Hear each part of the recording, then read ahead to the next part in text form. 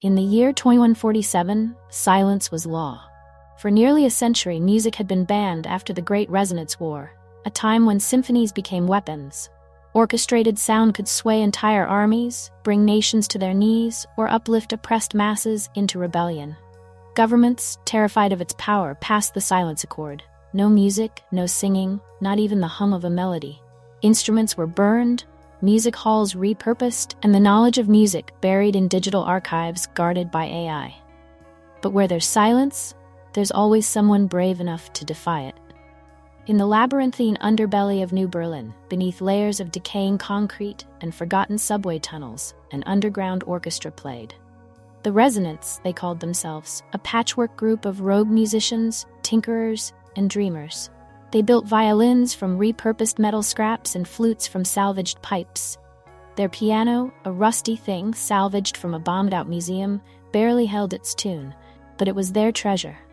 At the center of it all stood Aria. She was no ordinary conductor. Born mute, she communicated only through her expressive gestures, sharp eyes, and the way her presence seemed to pulse with the rhythm of life itself. Her past was a mystery, though whispers among the group claimed she was the daughter of a famed composer, silenced during the crackdown on music. Despite her inability to speak, her hands spoke volumes. With each movement, she breathed fire into their playing, weaving their mismatched sounds into something transcendent. One cold evening, Aria stood before her orchestra in the cavern they called the echo chamber. The air was electric as the musicians tuned their instruments. Tonight's performance wasn't just for the Resonants, it was for the people of Sector 9. Sector 9 had been hit hard by the government's latest crackdown. Food rations were slashed, power outages were frequent, and despair hung thick in the air. The Resonants had decided to risk everything to play for them. Tonight, their music would heal. As the orchestra began, the sound was unlike anything Aria had ever conjured. The violins cried out a melody so haunting, it felt like the ghosts of forgotten dreams were pouring into the room. The cellos answered, their deep, resonant tones grounding the piece, giving it weight. The flutes danced like whispers of hope, weaving through the dark tapestry of sound. The echo chamber amplified the music, sending it rippling through hidden tunnels and out into the streets of Sector 9. Aria closed her eyes, her hands moving with precision and grace, as if she were pulling the sound directly from the air. The music swelled, filling the hearts of those who heard it.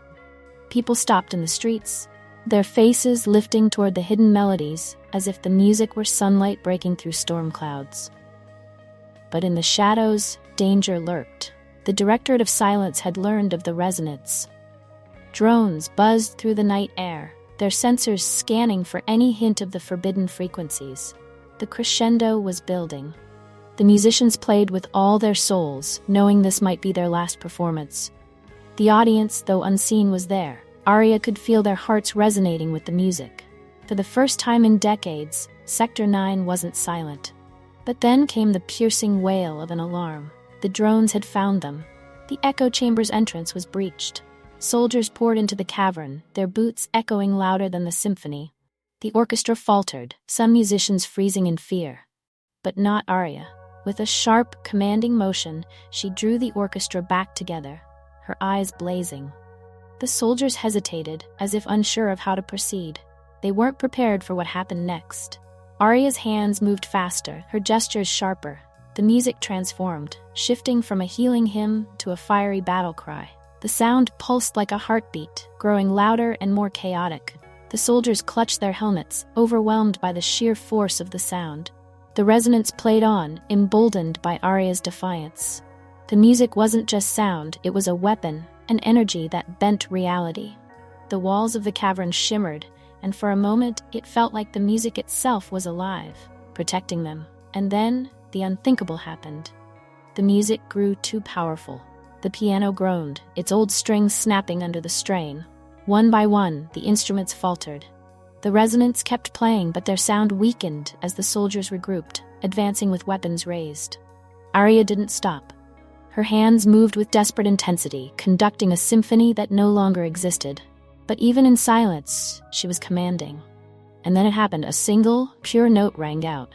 Not from an instrument, but from Aria herself. Her mouth, frozen in a silent scream for so many years, now produced a sound so clear and resonant it stopped everyone in their tracks. The notes swelled, impossibly strong, shaking the walls of the echo chamber. To be continued.